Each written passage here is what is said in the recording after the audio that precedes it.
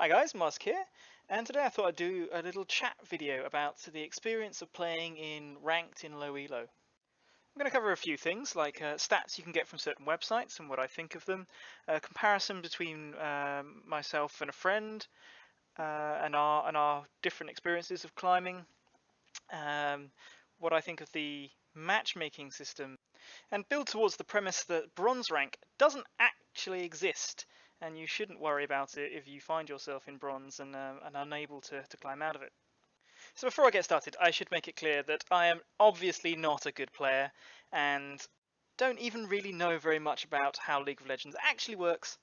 So thank goodness we live in a time when someone's actual expertise counts far less than any or than their potential entertainment value. I should also say at the start what I consider to be low or high elo. So I think that iron, bronze, silver, and gold are low elo, platinum and diamond are mid elo, and masters plus is high elo. I understand that there's actually more nuance to this potentially, and some people think that there's a big difference between diamond 1 and everything below it, and etc. I don't have any experience of that kind of thing. This is just my little noob perspective. So this is me. I just started maining Kindred this season. I've played 28 games of ranked and have just hit silver 4. The graphic on the top left of the screen is from a website called op.gg, which you're probably familiar with if you've at all played League of Legends, and the rest of the graphs are from a website called League of Graphs. As an aside, I've got no idea what Jace's masterminds mean in that top box on the left from op.gg.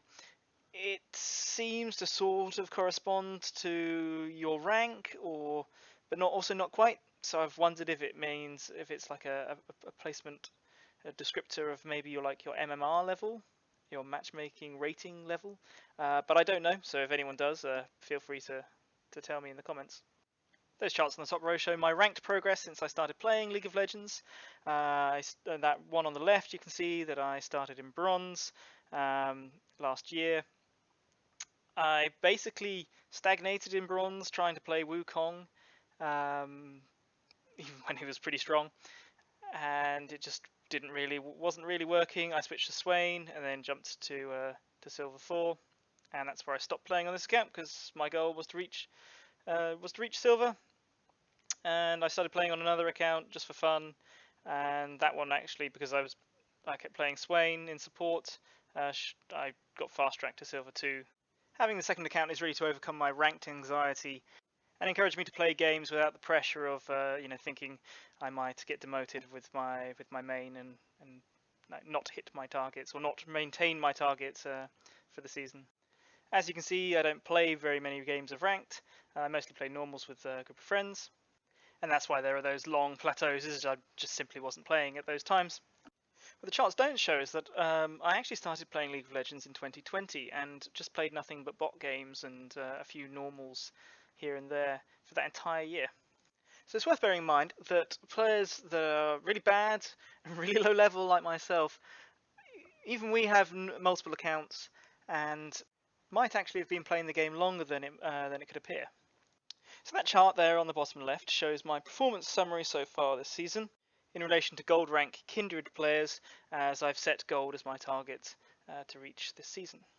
And that all looks very nice, but be aware that these stats depend a lot on kind of win streaks or loss streaks, and I am on a win streak currently, and are especially vulnerable if you don't have very many games played like myself.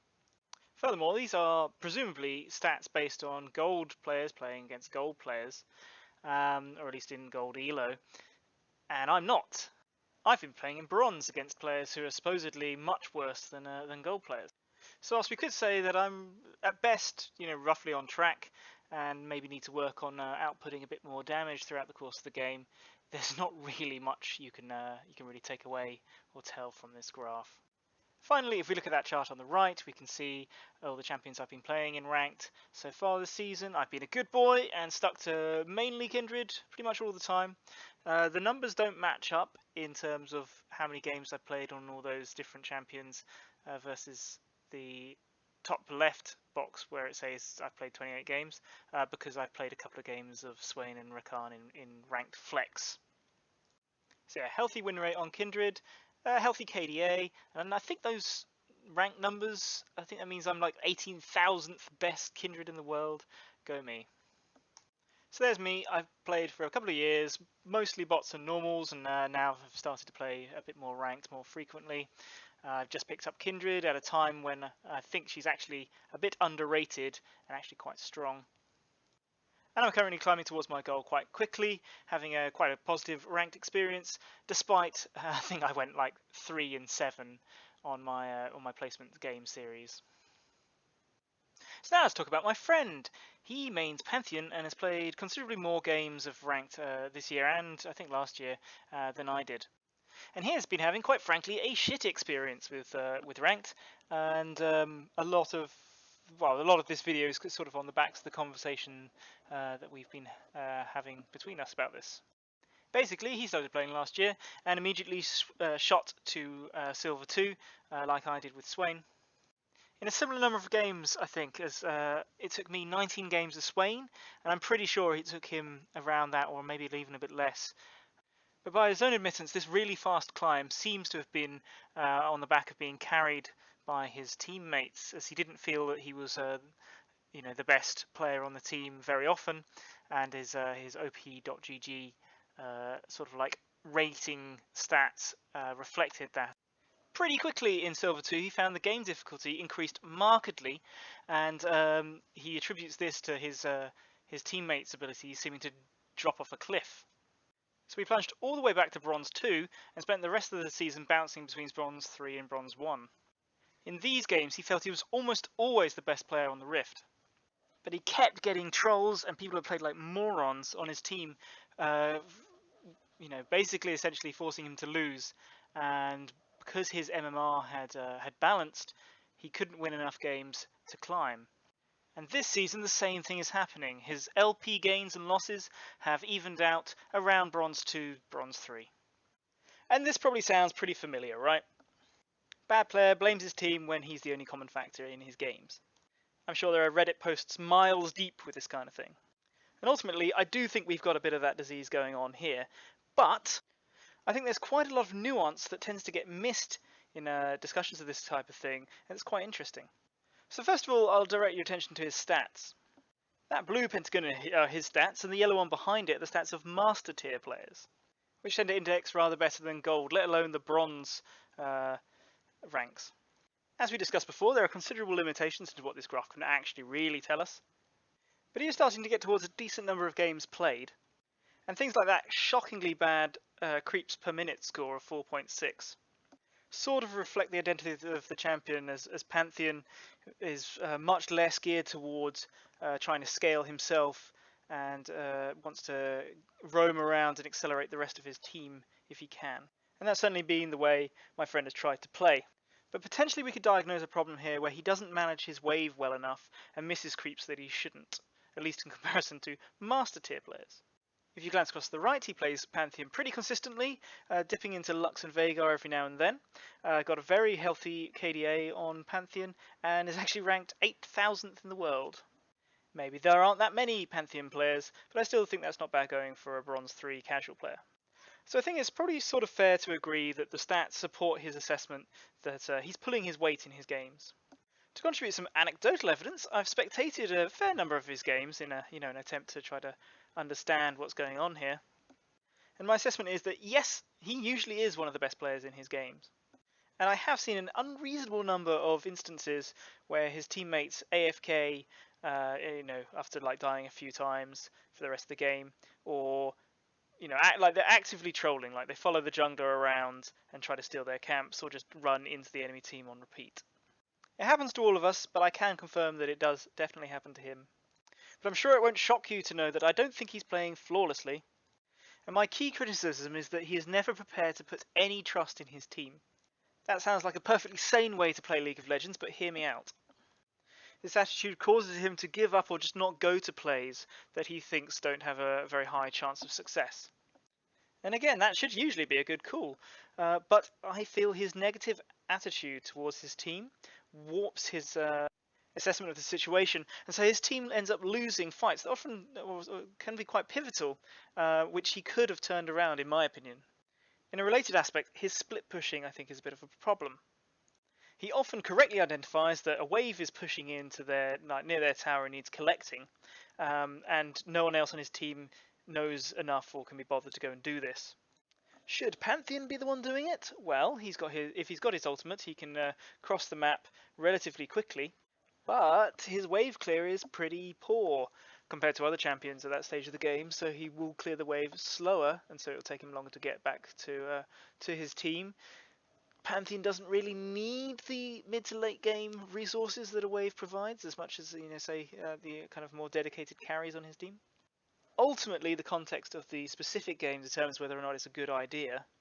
But usually what happens is that his team engages a disadvantageous fight without their fed Pantheon. They get rolled, and this happens a few times, and then there's nothing you can do.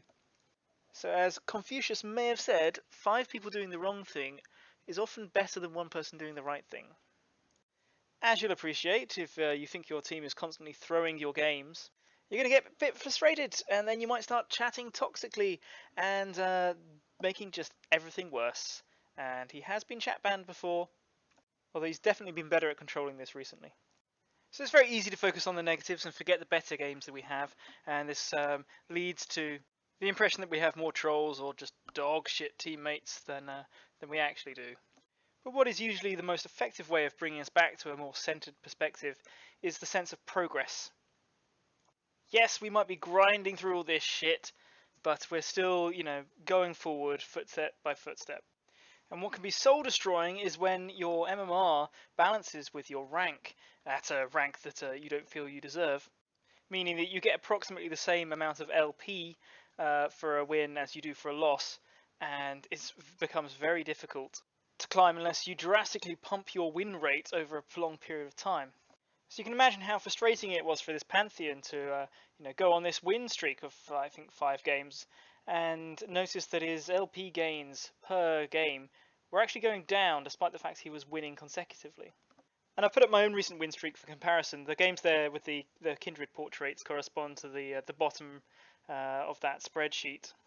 And you can see my LP gains are very stable at 23 LP per win. In fact, it's actually that last one is going up to 24 LP, which is much more in line with what you'd expect, right? So what's going on here? I went to Riot's webpage for how ranked and MMR and LP works to get from the horse's mouth their take on how this works. And there's that amusing little video that I've got thumb clipped in the corner there, which sort of gives you a general sense, but isn't really that helpful. And the text I've pasted here is probably the clearest explanation I've found. So, when your MMR is significantly higher than your rank, the system will attempt to push you up to your rightful position on the ladder with greater LP rewards upon victory and smaller deductions on defeat. So that makes total sense. This will almost always happen at the start of each new ranked season, as you'll begin your climb at a lower rank than you ended it last season. This is their Riot soft reset of every season. Your MMR, however, remains exactly the same spot, so winning will push you quickly through the ranks. So from the times I've done this now, you start off your season, you get tons of LP for a win, so like 25 or 30 LP, and then when you lose a tiny amount, like you lose like 5 LP. But then you'll start to see that like every game you lose, or every couple of games you lose, you'll start to get just 1 more extra LP lost. And when you win, sometimes it's just like 1 less LP gained. It tends to be for me, or at least in this current season, where I actually have the data, I'm not actually losing LP when I win. I've just been consistently 23, 24 the whole way. But when I lose, the amount I lose is slowly creeping up. So it started at -5, and now I think it's something like -9 for a loss, something like that. But I suspect that's not how it has to be.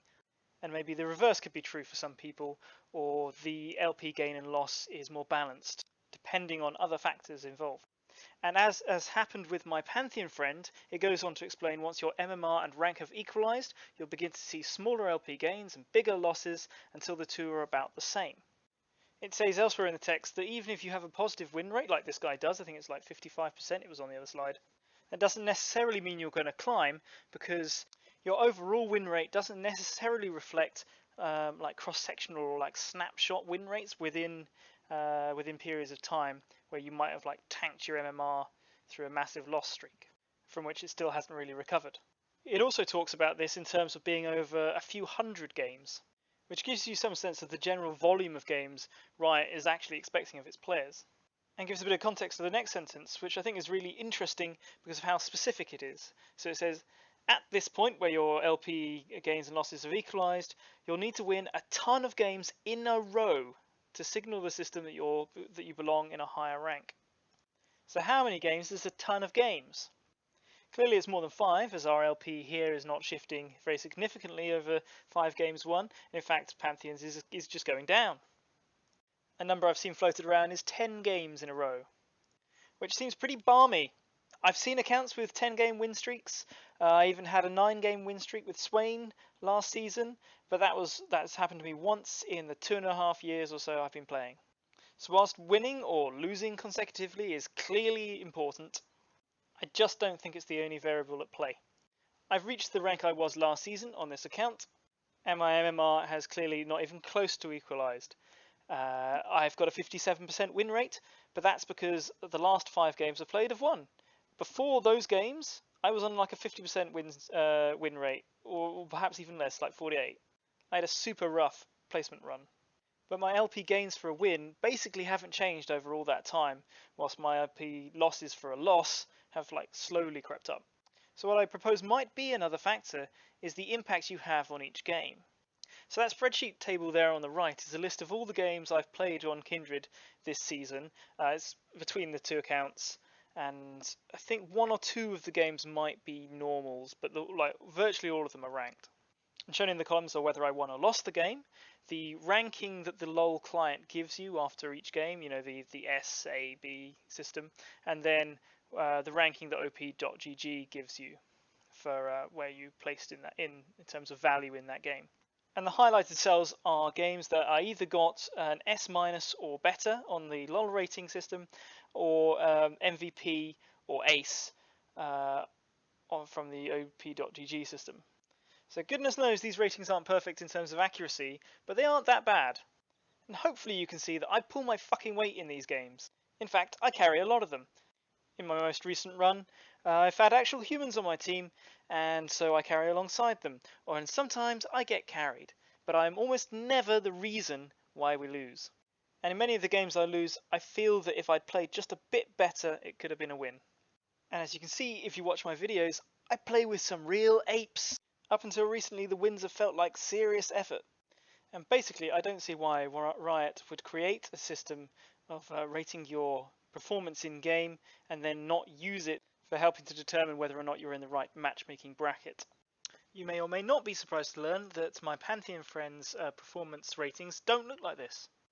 As I said before, it seems like he hasn't yet learned how to reliably transfer his lead, or play around what his team are doing rather than what they should be doing. In my games I find there's usually a weak link in the team, and I have to be more than the difference in order to win. Doing that on a carry champion like Kindred is probably easier than doing it on an early game sort of like setup character like Pantheon. But if we imagine a high level Pantheon player, I don't think they'd lose many games in this elo, which then relates to what Riot's saying about needing win streaks and lots of wins. But I also don't think they would play many games in this elo, and this is total speculation, but I bet they would have consistently high game impact and start shifting that LP ratio faster. Presumably people who boost hard stuck accounts would know the truth of this. So before we move on, I thought it'd be fun to show you just one last metric. This is an MMR calculator someone has built that estimates your MMR, which is otherwise hidden to you. And basically it places my friend's Pantheon at about a low bronze 2, which matches pretty well with where we observe he's getting stuck, and puts me around silver 3. So it'll be interesting to see that, you know, if and when I get to silver 3, if that's where I end up equalizing. So I said at the start I was building towards this idea of like bronze not existing, and so I was being slightly tongue-in-cheek. But hopefully this really budgetly put together a slide will illustrate sort of what I'm trying to get at. So these are the seasonal rank histories from all the people I've played with and against in my, I think these are the games when I was in bronze 1. I've arranged them in a rough order of like number of seasons played. but it doesn't really matter. It's basically like this all the way down until you get to around the placement games when everyone's like unranked at the beginning of the season. So how many of these people look like actual bronze players to you? It's basically gold and silver players, right? You can make the argument that it's the first part of the season, and so people, are climbing through up the ranks towards their, the usual silver or gold position, and that's a valid point. But let's be real, I'm not playing against bronze players in order to fight my way up to silver. I'm playing against silver players, which basically means I need to play better than silver to climb to silver. And we can infer this happens in pretty much all the ranks, probably below diamond, in which rank is actually enriched with people from the next rank up for a good part of the season. But bronze and silver are probably particular melting pots because this is where most new accounts start off. So it's going to be a hot mess of pretty much complete beginners starting their ranked journey for the first time with a very, very inflated MMR or LP gains. Or people who have played for a while but aren't necessarily that good and have made a new account to try to overcome the kind of like get over the hard stuck hump that their other account has found itself at. Or a Smurf starting a new account to make themselves feel better by facing weaker opponents, or doing their iron to diamond climb on a new champion in a new role, that kind of thing. So that was going to be my argument. If you're in bronze, don't feel bad about it because you're actually playing against probably mostly silver players or people who are much more experienced than you think. But as always, it's not quite as simple as that. And so when we look at our Pantheon's kind of history of the same thing, same number of games from his most recent games he's played, and I think this is like Bronze 3, you can see he's also playing against accounts that have been in silver for years. But there is more of an enrichment for players a bit more like him, who have played in bronze or kind of around bronze and silver for a couple of years only. And so what we have here is a really small sample size, so take it with a pinch of salt. But if we want to interpret or try to interpret some of this, it looks a bit like there are separate tracks within bronze, and presumably this is also true of other ranks. So here's my model of what rank actually means in low elo. You've got beginners, people in their first season, maybe two. And these people who have already trained for about 2 to 3 months in order to get their account to level 30 where they can actually start participating in ranked. I think it works out as something like 200 games. I don't know if any of my old wargaming audience still watch any of my rubbish.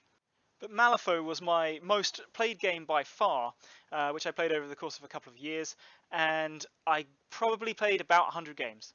I wasn't awful at Malifaux. I played one tournament season, and I think I got ranked in the top 50 players in the UK. But can you see the difference in experience needed to even start playing League of Legends compared to, most other games you can think of? So then we've got what I think of as like casual queue. And these are people who have probably got a combination of having played the game for hundreds and hundreds of hours for years, but it's something that they dip in and out of as other things in their life vie for their attention, and it's not something they really study. Or people a bit more like myself who haven't played the game quite as long, but put in, dedicated effort to studying and trying to learn to get better. And the commitment's not a joke. I used to watch like educational content on YouTube all the time, and I still watch it fairly regularly. And I set aside time to practice my clears and CSing in the practice tool. Maybe not daily, but pretty regularly. And I may not play many games, but every game I do play, I'm 100% trying to win and will fight to the last.